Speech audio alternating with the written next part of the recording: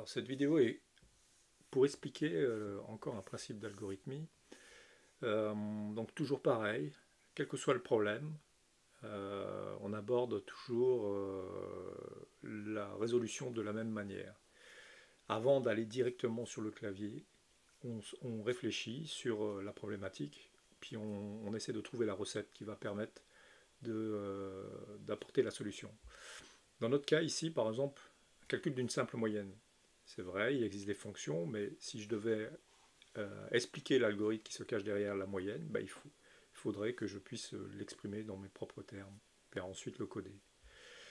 Alors, calculer la moyenne, en fait, c'est basé sur en entrée, on a une série de chiffres, et en sortie, on a la moyenne. Donc, qu'est-ce qu'on va faire, ni plus ni moins, pour calculer la moyenne? On va faire la somme des valeurs divisée par le nombre de valeurs. C'est ça, en fait, qu'on doit expliquer. Donc, si je devais expliquer qu'est-ce qui se passe entre cette entrée et cette sortie, je devrais l'écrire directement. Donc ici, sous forme d'algorithme. Donc, je calcule la somme des valeurs. Je calcule aussi je calcule, oui, on peut faire, je calcule le nombre des valeurs et la moyenne est égale à la somme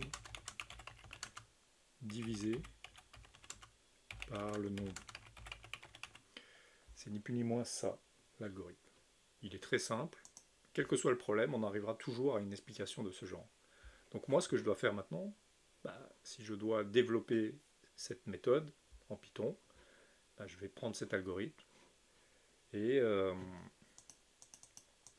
l'appliquer à mes données. Donc je pars de mes données, la somme, donc somme, marqué somme data par exemple,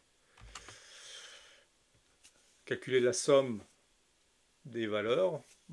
Je pourrais, pour chaque valeur, il y a plusieurs manières de faire. En Python, je peux faire soit utiliser la fonction somme, qui va permettre de voir la somme, ou alors, la manière, je parcours mes valeurs, puis je prends chaque valeur et je l'additionne à la somme, puis ça j'aurai automatiquement ma somme. Donc ça, c'est les deux approches.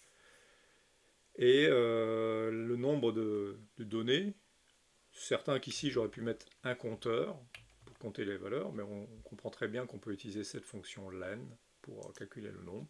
Donc la somme, la moyenne, ce sera cette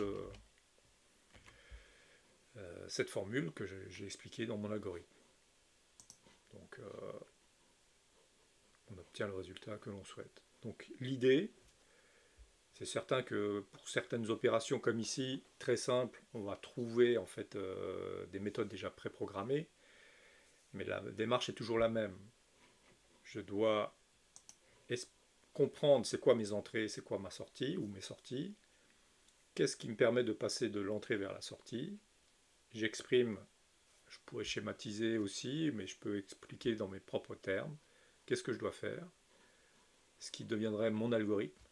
Et cet algorithme, je vais l'exprimer dans un langage comme Python ou autre. Donc l'idée, c'est que ce que j'ai expliqué ici, sous forme de termes, je devrais pouvoir le traduire dans n'importe quel langage.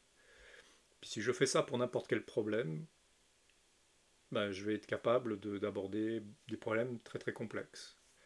Et plus mon problème peut être complexe, je vais commencer à le diviser en des simples problèmes que je vais, pour lesquels je vais trouver en fait une solution.